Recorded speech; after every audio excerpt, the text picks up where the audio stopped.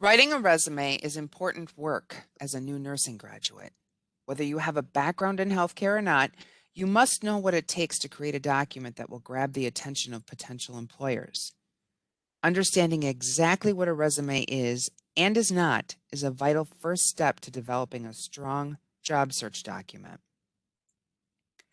A resume is not a document used to showcase everything that you've accomplished or every place you've ever worked.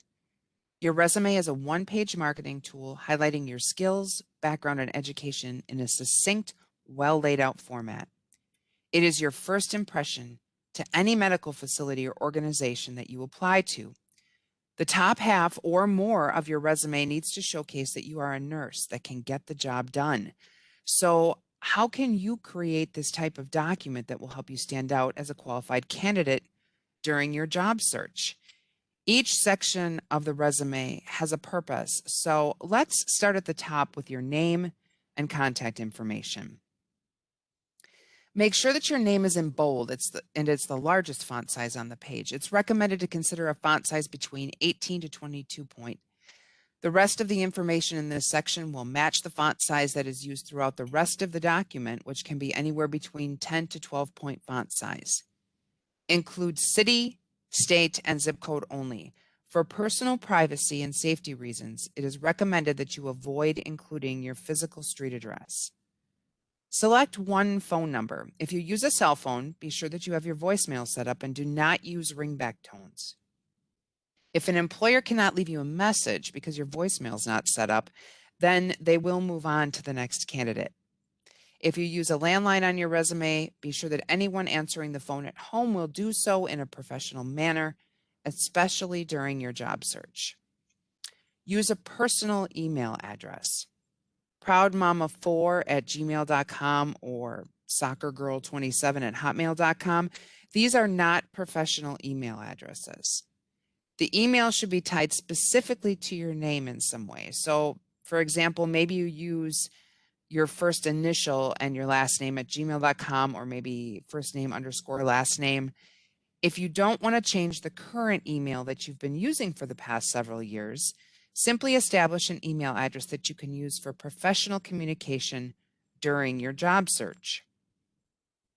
As you can see from the examples on this slide, it is appropriate and encouraged to include your nursing credential behind your name.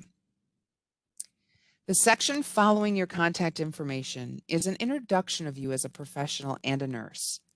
This is your professional summary, or sometimes referred to as a professional statement.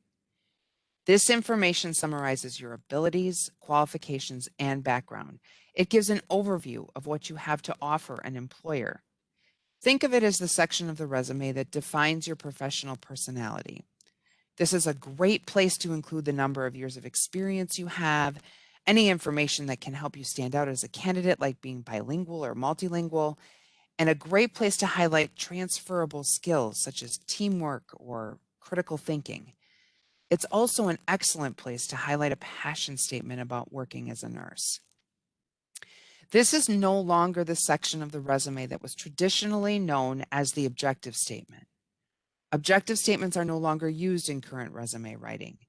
Employers are not interested in what you are seeking or looking for in a position, but rather what you have to offer them. Avoid using I statements like I have or I am or any pronouns in this section. You can choose to title this section, or it can stand on its own. Let's take a quick look at a couple of examples of professional summaries. This first example identifies the type of nursing, some general information about work in the field and the ability to build a positive rapport with a team and with patients. This individual also highlights the importance of patient care and safety and concludes with some specific skill information on computer skills and electronic health records. This is a really well-written professional summary. The second summary reads, bilingual, English and Spanish, registered nurse with over 5 years of experience in the healthcare field. strong leadership skills, and a commitment to the nursing profession with excellent communication abilities and technical knowledge. I really like the way that they pull those leadership terms together, and the communication and technical knowledge information really helps to highlight those transferable skills. Proven ability to accurately assess, document, and report to provide safe and appropriate care based on individual need. Again, a very well-written professional summary. The next section of your resume is the education section. Information in the education section should be listed in reverse chronological order, starting with your most recent education or where you are currently enrolled. And this would be Rasmussen in this case. List the full title of your credential and your graduation date. You can see the examples listed: diploma, practical nursing, associate of science, professional nursing, and so on. Remember that this is your resume, so highlight your credential in bold because it directly relates to you, the college that you attend, the employers that you work for or have worked for. Those should not be highlighted in bold. This is not their resume. This is your resume. Any college credit that you've earned elsewhere. Let's say you transferred from another university, for example, and you brought in credits with you, but you didn't earn a credential while you were at that other school. This information should not be on your resume, in addition to high school information, which also should be left off the resume. The nursing and/or healthcare skills section of the resume and your clinical experience section contain key information that must be highlighted on the resume. Your skills may come from previous experience or simply from classroom and clinical rotations. Skills can be included in a separate section or embedded within the clinical experience section of the resume. If you have very little professional experience, it is recommended that you include the skills in a separate section. Each clinical site should be listed with the type of nursing training and even the number of hours at each site if you'd like. Don't forget to list in reverse chronological order and include the dates that you were at each clinical site. If you complete virtual simulation for your training, be sure to include that as well. Okay, these examples, these are going to give you a brief glance at the formatting options for your education, your certifications, licensure, skills, clinical experience, etc. But I would like to take a closer look and break down each one of these. This example shows the education and certification section listed first, with licensure included, some related courses, CPR and AED certification, clinical experience is included underneath that, and then some statements about the skills that were covered and practiced during those clinical experiences. This particular example titles the education section as academic background. They've looped in the clinical locations into this particular section and of course included the additional certifications that they have as well, followed by field-specific skills. This final example shows education, certifications, and licensure as the title of this section. So you see there's a variety of ways that you could title your education section. And this graduate had a Bachelor of Science in Communication and Public Health as well. Then they followed that with clinical experience, and they grouped those skills together under each of those clinical experiences. The professional experience section of the resume can be split between healthcare and non-healthcare related sections, or have everything in one section. As mentioned previously, this is not a document that should include all of your work history. Include experience within the last 10 years and highlight your job titles in bold. Under each position, you will not be including a long list of job duties or job responsibilities. Rather, you will develop 3 to 5 accomplishment statements that provide detail and bring purpose to the responsibilities that you were given in each position. Each statement will start with a past tense action verb or present tense action verb if you are still in the position. So for example, if you are currently working in the position, you might manage, support, assist, observe. If you're no longer in the position, then you managed, you supported. You need to put that ed at the end to create that past tense action verb.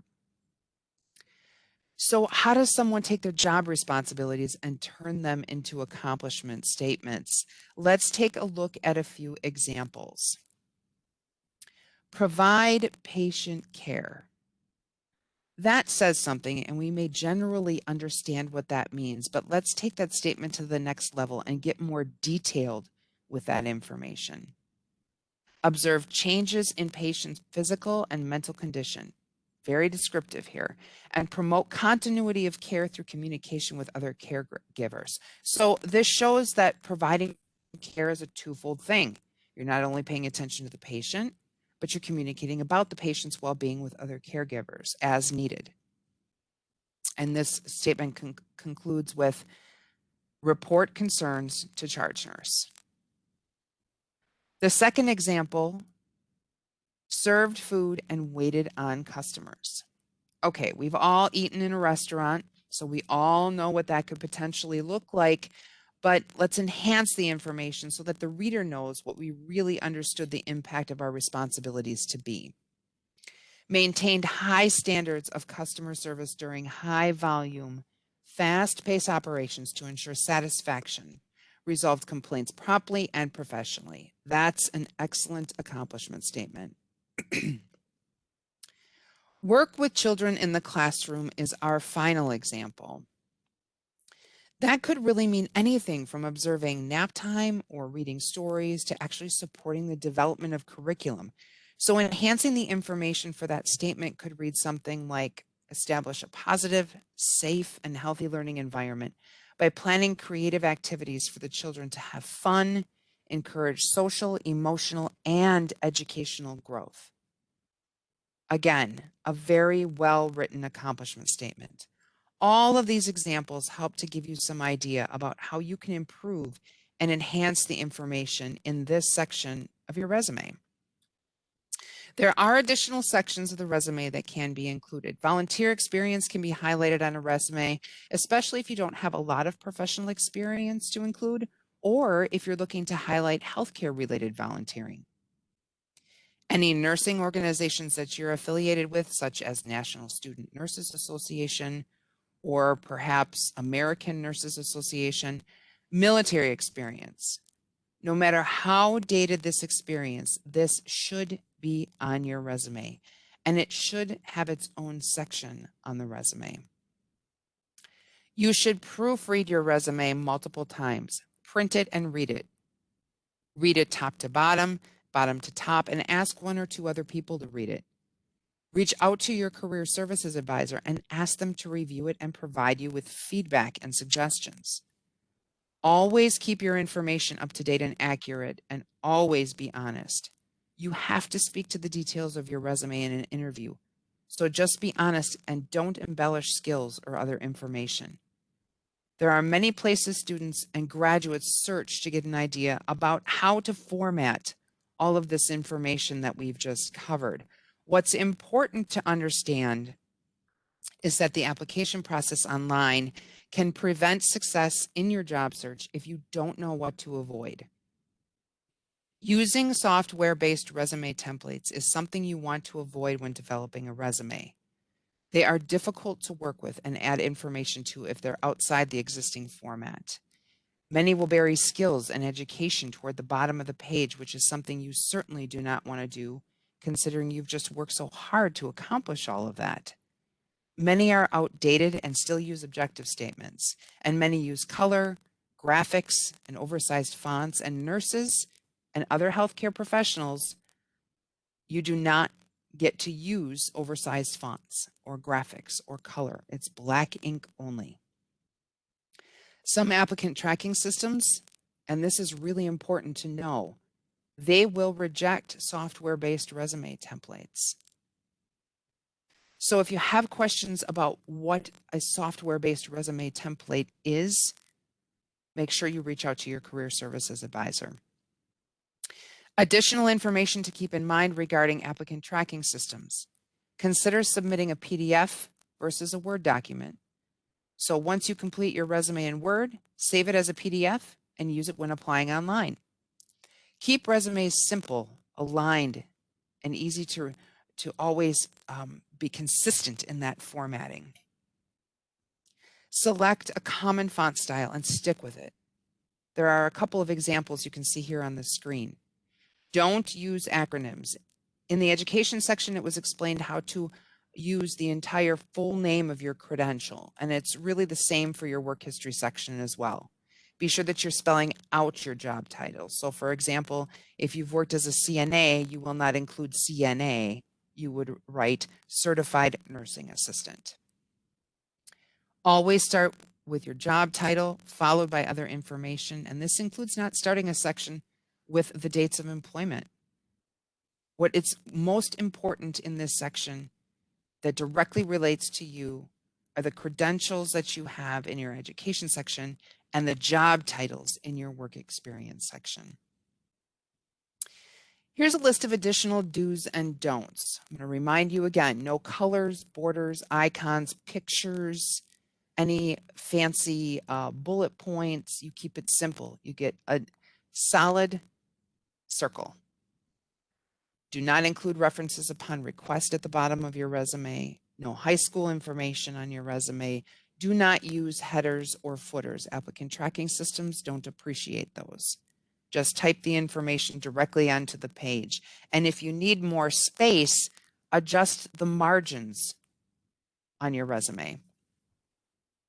No work addresses or phone numbers, no irrelevant awards or accomplishments, no interests or hobbies should be on your resume at all. Do list conferred college degrees and credentials, certifications. Do include work experience within the last 7 to 10 years. List education and employment in reverse chronological order, which means the most recent or current is listed first. Submit your resume as a PDF if you have that option. And again, reach out to your career services advisors with questions related to the content or formatting of your resume. For any support that you need at all in your job search or with your job search documents, reach out to your career services advisor.